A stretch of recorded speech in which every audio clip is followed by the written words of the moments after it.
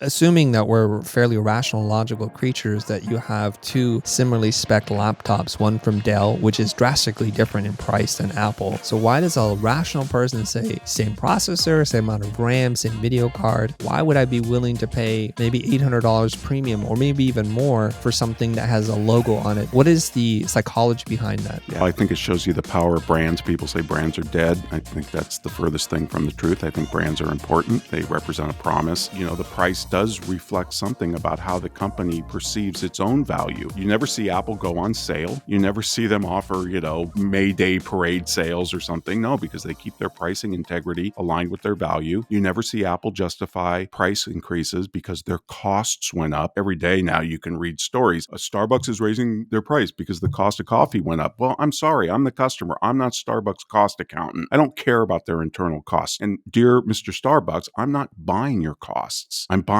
a great cup of coffee or a place to go. So for you make the determination on whether the cup of coffee from Starbucks or anybody else is worth it to you. So at some point, they're going to raise that cup of coffee to a price point which you're like, you know what? The experience, the feeling I get, the great place to go, the friends I might bump into, it's just not worth it to me anymore. And you, the buyer, you get to determine the value to you, right? Absolutely. And Starbucks has to continuously test that and see how price sensitive their customers are and what the effect is on demand if they were to raise the price. And trust me, they know that. They study that continuously. I mean, it's a continuous process. But the point is that when I walk into a Starbucks and spend $5 on a latte, I only did that because it was worth more than $5 to me. Because if it wasn't, I could have stayed at home and made a cup of coffee for a dime. And yeah, Starbucks coffee is good, but is it 50 times more valuable than what I can make at home? No. So really what's going on is anytime you see a transaction, both the buyer and the seller are making a profit. And how do we know this? It's very simple. It's a double thank you moment. You get the coffee, you hand over your $5, you both say thank you. If you both didn't think you were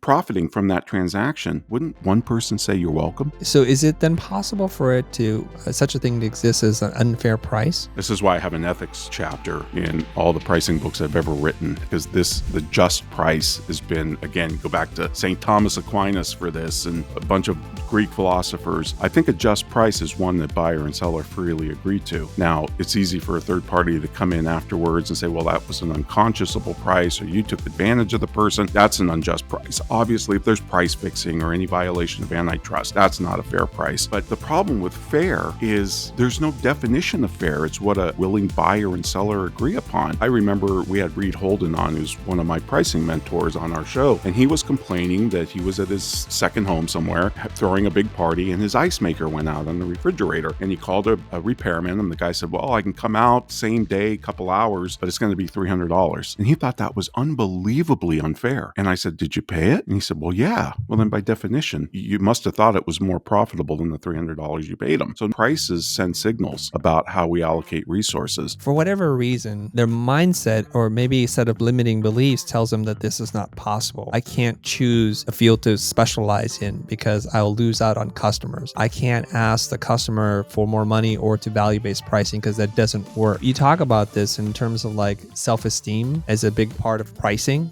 Can you expand on that? Yeah, self-esteem. This is something that I learned early on after teaching this and publishing my first book, was that I would get those types of reactions. I think a lot of professionals really question their ability to add value. And I think that's a self-limiting belief, obviously. I mean, it's not an expansive mindset to think that you don't add value. Obviously, if you're serving customers and they're paying you, each dollar they pay you is kind of like an applause. They're certificates of performance. You've served somebody else to the point where they voluntarily turn over to you more cash or less cash than the value that you brought to them. So obviously it's a win-win. But self-esteem, or if you want to call it self-respect or something else, is basically the reputation we have with ourselves. That's your first sale. If you don't believe you're worth 10 times, 20 times, 100 times your hourly rate, whatever that may be, then guess what? Your customers will never think it either. Apple certainly doesn't have that limiting belief. Any other, like you mentioned, luxury good company doesn't have that limiting belief. Certainly Porsche, Lamborghini. I wish Lamborghini had that limiting belief. Hey, it's just a car. Come on. Look, I can get a Kia for 20 grand. Like, come on, you guys. It's just a car.